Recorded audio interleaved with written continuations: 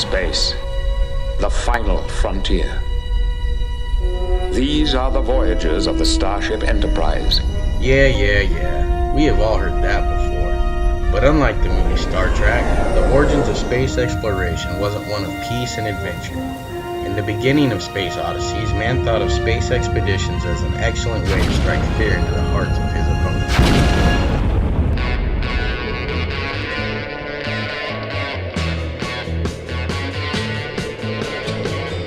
America would soon find themselves in a constant struggle with the Soviet Union over who could get to the moon first, and more importantly, who could prove that their government was more superior.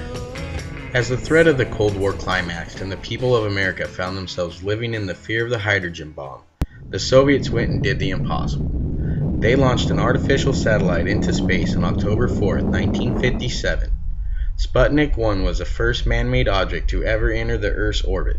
Being the first accomplished many tasks for the Soviets.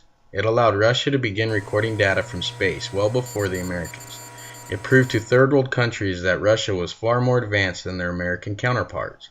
But what the satellite did most was reinforce the existing fear that America had for Soviet hydrogen bombs. And just so no one would forget, Russia installed a radio transmitter that continuously beeped every 96 minutes, reminding the world of its existence as it circled the globe. As America was gearing up to enter the space race, the Soviets launched another satellite into orbit. Sputnik 2 launched a month later, but this time the craft carried a living and breathing animal, Laika the rocket dog. Laika's mission was to prove that a living creature could survive the harsh environment of a rocket-propelled takeoff.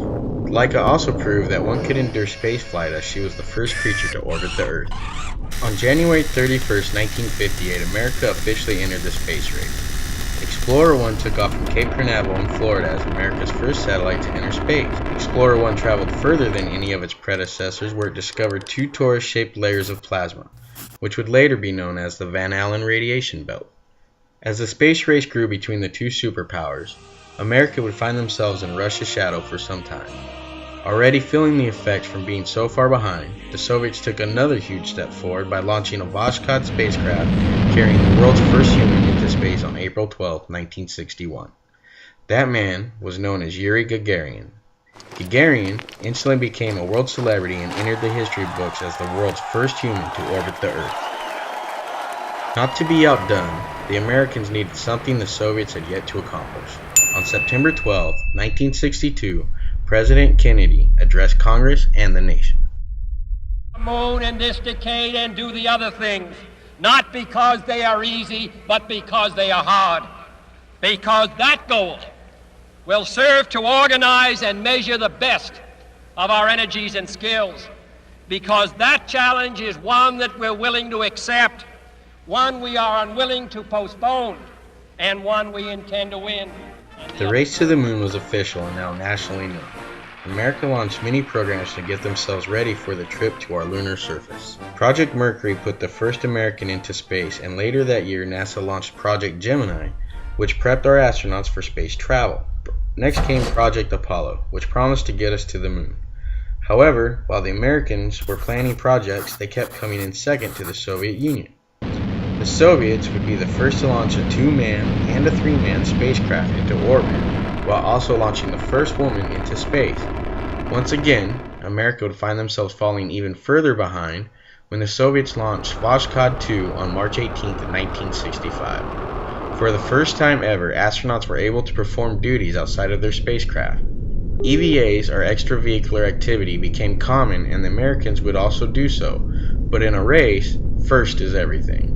America could see defeat on the horizon, and it created the impression that no matter what the Americans were going to do, the Soviets did it first. In 1967, the Apollo program for the Americans got off to a rocky start when Apollo 1 bursted into flames on a routine pre-launch test, killing the entire crew. Although the loss was a setback, America never backed down, and on December 21, 1968, Apollo 8 redeemed the program by becoming the first craft to enter the moon's orbit. The finish line was now coming into view, and America was finally in the lead. Apollo 9 and 10 perfected the procedure and allowed NASA to map out the moon for a landing spot. On July 20, 1969, at 4:17 p.m., Apollo 11 touched down on the moon's surface for the first time ever by any nation. As Neil Armstrong and Buzz Aldrin stepped out of their spacecraft and onto the moon, over 500 million people eagerly watched as America officially claimed the winning spot. America's victory over the Soviet Union was a triumph for American democracy and American intuition. That's one small step for man, one giant leap for mankind.